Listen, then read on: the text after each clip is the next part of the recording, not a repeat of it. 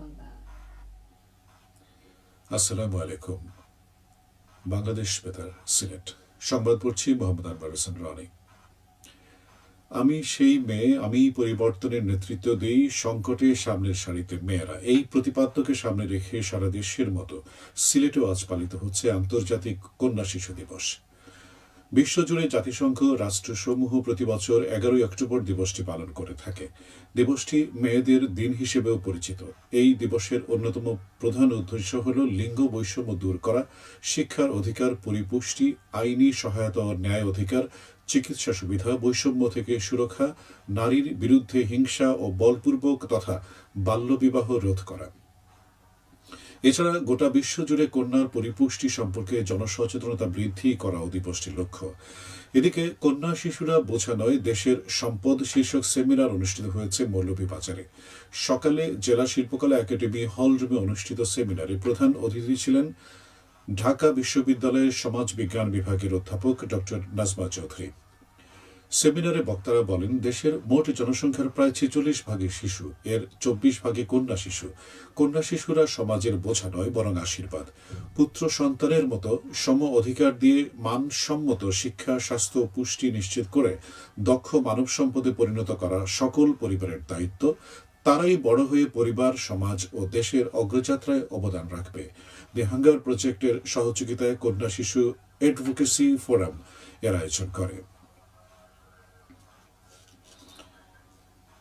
দেশে প্রথমবারের মতো টাইফয়েডের টিকা দেওয়া শুরু হচ্ছে আগামীকাল। মাসব্যাপী এই টিকা প্রদান কর্মসূচি চলবে 13ই নভেম্বর পর্যন্ত।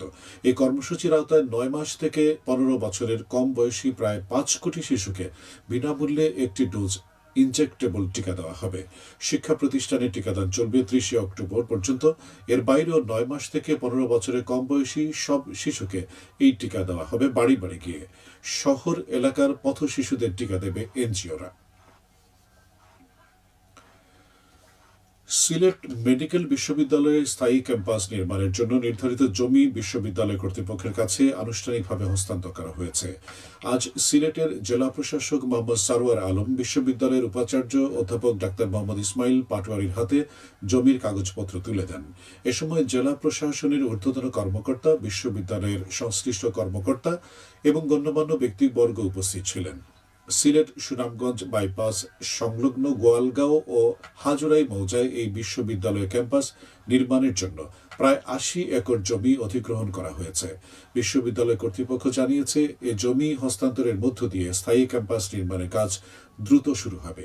দেশের উত্তর পূর্বাঞ্চলে আন্তর্জাতিক মানের চিকিৎসা, শিক্ষা ও গবেষণার সুবিধা নিশ্চিত করতে এই বিশ্ববিদ্যালয় গুরুত্বপূর্ণ ভূমিকা রাখবে বলে আশা প্রকাশ করেছেন সংশ্লিষ্টরা। আন্তর্জাতিক শিশু শান্তি পুরস্কারের জন্য মনোনীত হয়েছে সিলেটের বালাগঞ্জের কিশোর তোফায়েল আহমেদ। বিজ্ঞান, শিক্ষা, পরিবেশ ও ডিজিটাল নিরাপত্তায় অনন্য অবদানের স্বীকৃতি হিসেবে 2025 সালের জন্য সে মনোনীত হয়েছে। নেদারল্যান্ডস ভিত্তিক সংগঠন কিডস রাইটস ফাউন্ডেশন এই মর্যাদাপূর্ণ পুরস্কারটি দিয়ে থাকে। বালাগঞ্জ সরকারি দ্বারকানাথ উচ্চ বিদ্যালয়ের ছাত্র তুফায়েল আহমেদ দীর্ঘদিন ধরে শিশুদের অধিকার, জলবায়ু ন্যায্যতা ও প্রযুক্তি শিক্ষা বিস্তারে কাজ করে যাচ্ছে। তুফায়েলের লেখা 2টি বই তরুণদের জটিল বৈজ্ঞানিক বিষয় সহজভাবে বোঝাতে সাহায্য করছে। তার মেন্টরিং ও কর্মশালার মাধ্যমে ইতিমধ্যে 1000-এরও বেশি শিক্ষার্থী জাতীয় ও আন্তর্জাতিক প্রতিযোগিতায় অংশগ্রহণের প্রস্তুতি নিয়েছে।